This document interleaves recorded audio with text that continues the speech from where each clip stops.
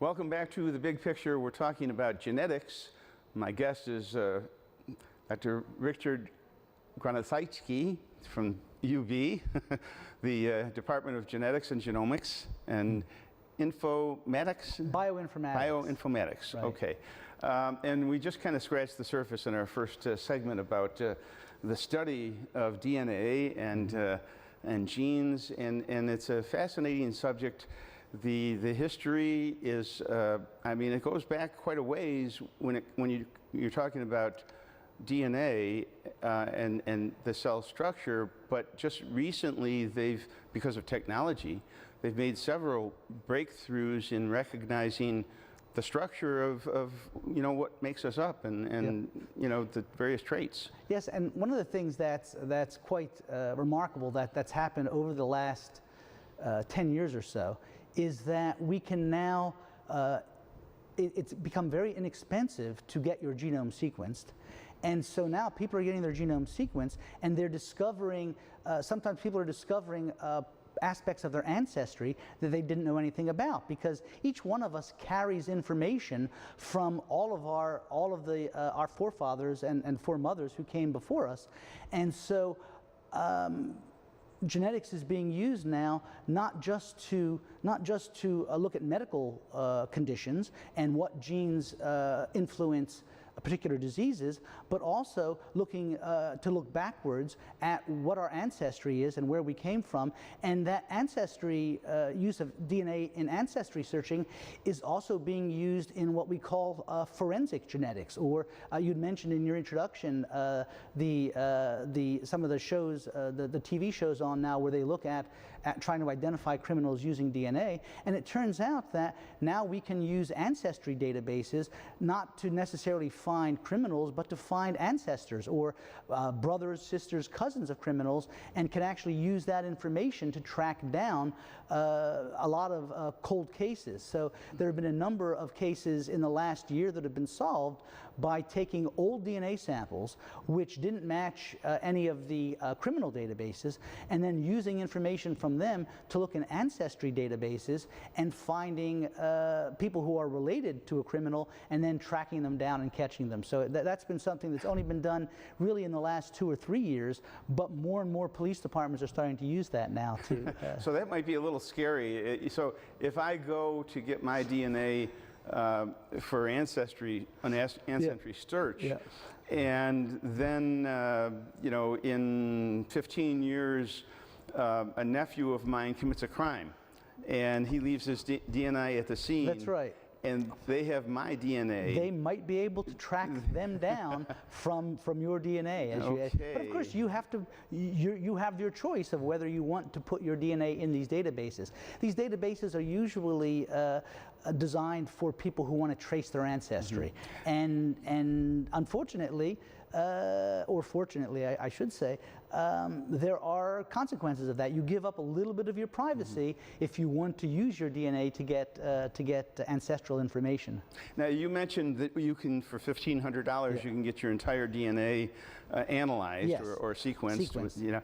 And now, and I'm sure a lot of people have seen commercials and know that for a lot less, you can have a DNA ancestry search for a couple $100 or whatever. Right. What's the difference between the two, and is it worth it going for the lesser? Is it accurate? So the types of commercial ventures that are out there, and I won't mention any names because none of them are advertisers okay.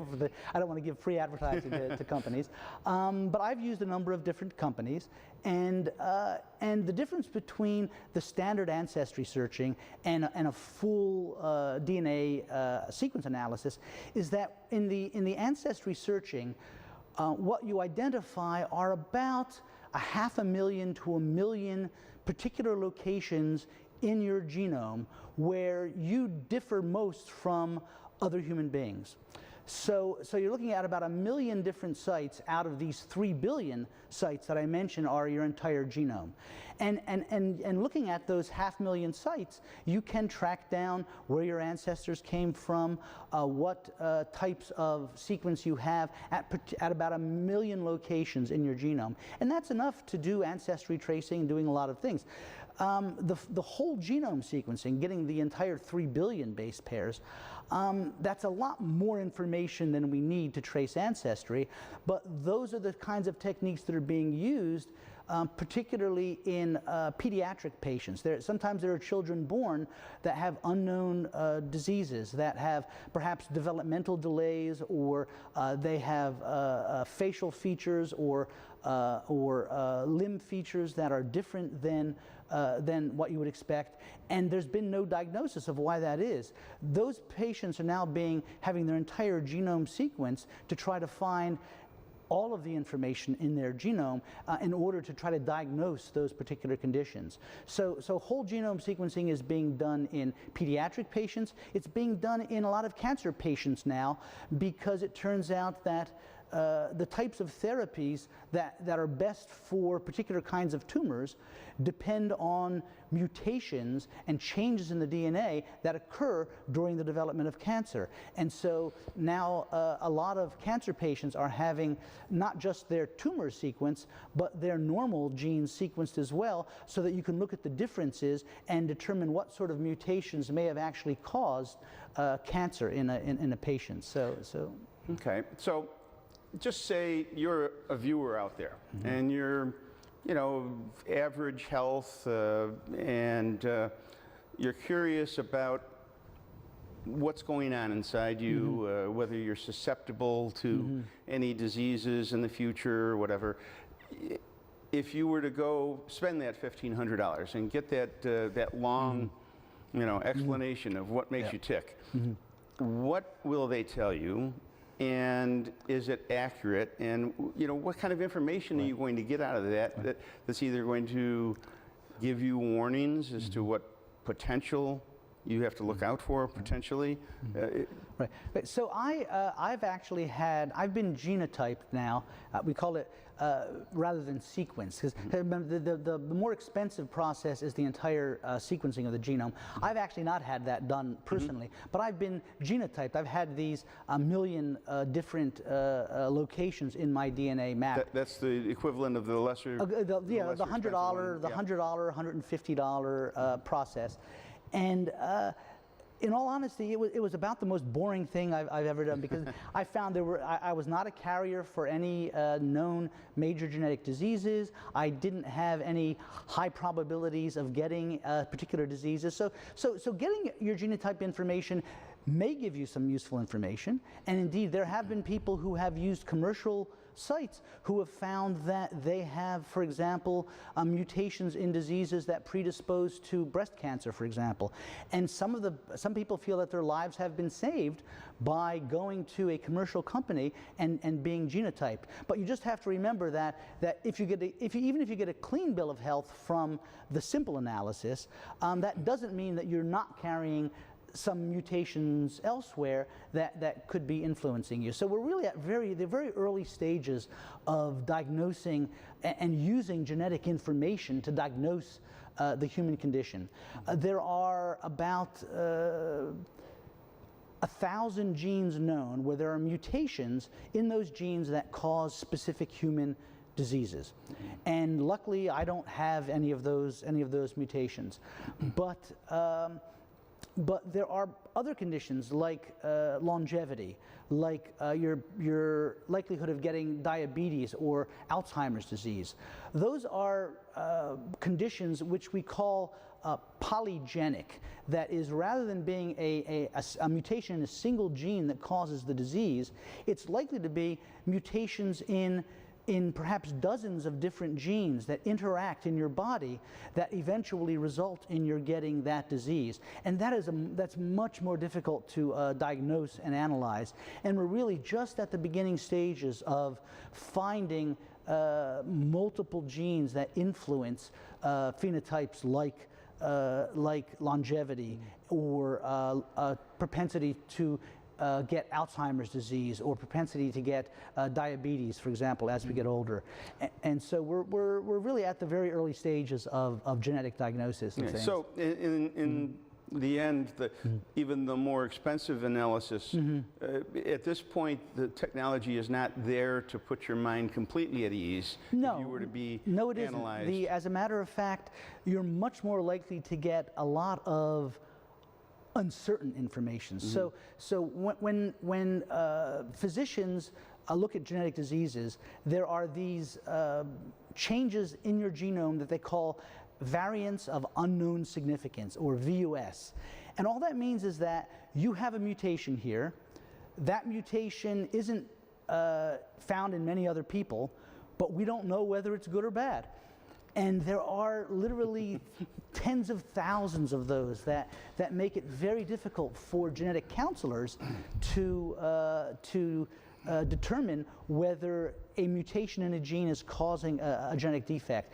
You really have to find maybe a dozen people, all of who have the same mutations, before you can accurately diagnose a genetic illness. And so in other words, we don't know what we don't know. We don't know what we don't know. And I would also say that with the more genomes that we sequence, so right now there are probably on the order of 100,000 human beings who've had their entire genome sequenced. The National Institutes of Health is planning on sequencing 1 million individuals over the next 10 years. And the more individuals we sequence, the more sequence information we have, and then the better we can associate that with diseases that different people get, the closer we'll come to really be able to do an accurate diagnosis of your longevity or other characteristics. Well, speaking of that, and we don't have a lot of time left in this segment, but speaking of that, you have at UB a program called Spit for Buffalo. That's right. That is a program. And that's related, right? That's related to this. And what we're trying to do, and actually, the program's undergone a little bit of a modification. So it started off being called Spit for Buffalo. And it turns out that many of the patients that we were trying to collect saliva from found that to be a little disconcerting. And so we've changed the name now for Genes for Buffalo. Okay. And so what we're trying to do is we're trying to collect DNA samples from people who are patients of the UBMD medical practices. And what we're doing is we're collecting DNA from them, and we're coding that DNA so the patient's name is never used in the process. What we're doing is we're putting a number on a saliva sample, and we're taking that same number and putting it into the patient's medical record, the electronic health record. And so what that means is that we can go back and see what type of genes are associated with what type of diseases without ever knowing the patient's name. So the name isn't kept, just the genotype and the health information on the patient. Okay. Well, you know what? I had about 30 questions to ask, and I think we got through 2. So I think what we're going to do is we're going to bring you back next week and continue this discussion, because I think this is an interesting topic, and I think that there's a lot more to be covered. Certainly another 28 questions. I'd be very happy to do that. That's just about it for all the time that we have. Now tune in next week, because we're going to continue this discussion. We're going to talk about where gene technology is going, the practical implications, and how it's going to affect you in the near future. Thanks so much for watching The Big Picture, and thanks for watching WBBZ.